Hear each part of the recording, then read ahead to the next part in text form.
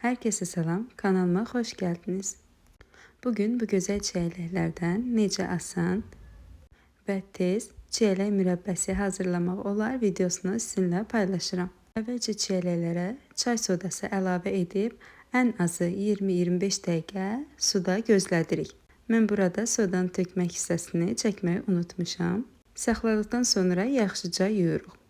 Yarpaq hissələrində kəsib çiyələklərimizi tam bu formada təmizləyirik.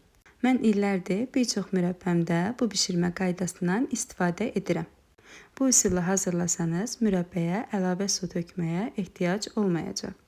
Miqdarı isə çiyələk neçə kiloqramdırsa ona uyğun olaraq da şəkər tozu əlavə edirəm.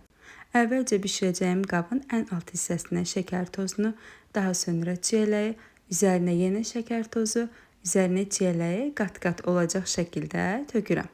Ən az 3-4 saat bu formada gözlədirəm. Gözlətməyimə səbəb isə odur ki, şəkər tozu çiyələyin bütün şirəsini buraxmağa kömək etsin. Baxın, artıq gördüyünüz kimi 3-4 saatın sonunda çiyələk öz şirəsini artıq salıb. Daha sonra isə bişməyə qoyuram. Asta-asta qaynamağa başladı, kənarlarından özünüz görəcəksiniz. Təbii ki, çiyələk öz kəfini çıxaracaq. Bu bişirmə qaydası ilə dəfələrlə kəf yığmağa ehtiyac yoxdur.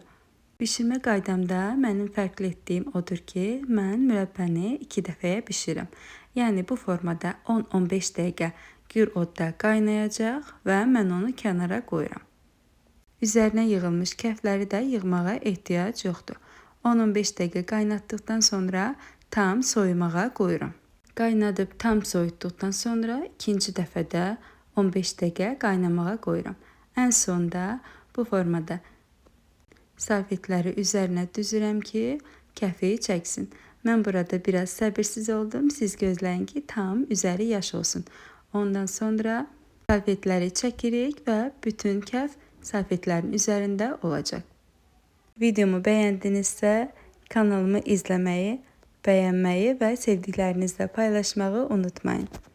Daha çox bu formada videolarımın gəlməyini istəyirsinizsə, rəy bölməsində qeyd edə bilərsiniz. Kəfini də tam yığdıqdan və mürəbbəmiz də soyuduqdan sonra öncədən steril etdiyim bankalara yığıram. Rəngi, görünüşü, qoxusu çox mükəmməl olan mürəbbə alınır. Rəngin gözəl olması üçün çay sodası və başqa vasitələr əlavə etməyə ehtiyac yoxdur. Bu bişirmək qaydası ilə rəngi də, dadı, ətri mükəmməl alınacaqdır. Bu bişirmə qaydası ilə mürəbbənizi illərlə saxlaya bilərsiniz. Digər videolarımı da izləməyi və bəyənməyi unutmayın.